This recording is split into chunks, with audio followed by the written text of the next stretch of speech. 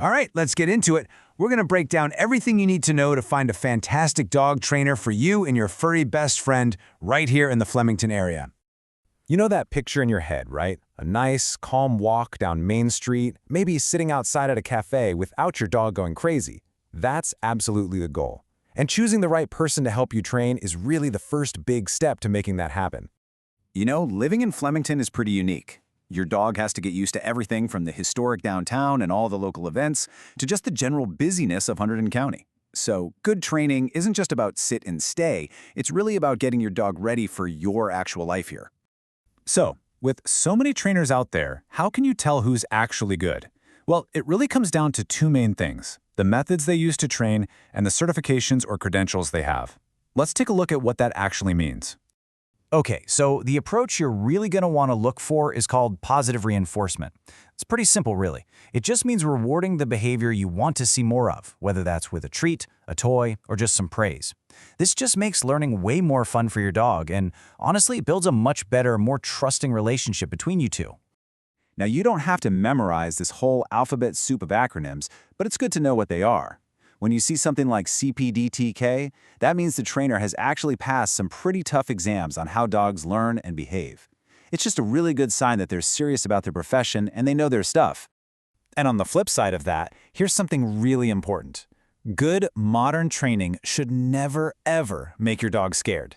So if you're talking to a trainer and they start mentioning things that rely on pain or intimidation to get results, that's a huge red flag. Humane methods are just way safer, and frankly, they create good behaviors that actually stick around.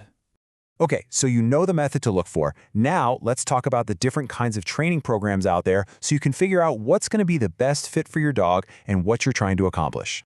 So let's break down the two main options you're going to see. Group classes, they're awesome for getting your dog used to being around other dogs and people, and for learning to listen when there are distractions. But if the problems you're dealing with are happening at home, like, say, bolting out the front door, or if your dog is really nervous, then private lessons are probably the way to go for that one-on-one, focused help. There are a few other options, too. A board and train is where your dog lives with the trainer for a bit. It can get you fast results, but you have to be ready to keep up with the training when they come home.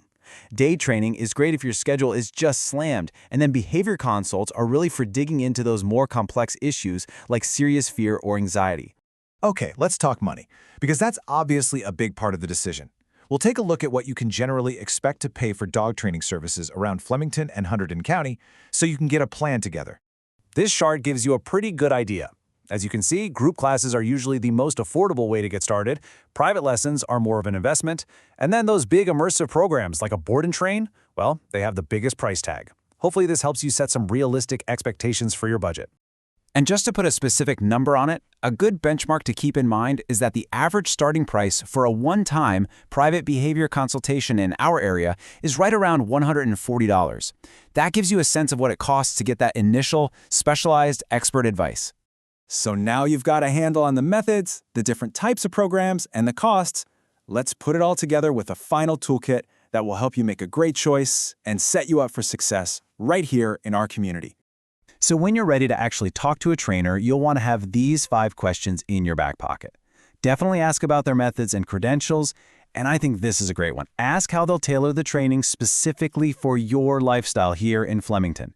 And of course, you'll want to be super clear on how you'll track progress and what all the costs are up front. And hey, just a quick reminder about being a responsible owner here in town.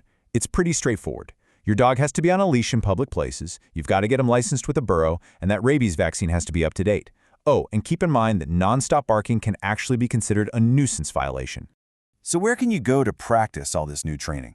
Well, Deer Path Park is awesome for working on a polite sit while people walk by. If you want a bit more of a challenge, Round Valley is great for practicing Leave It with all those new smells.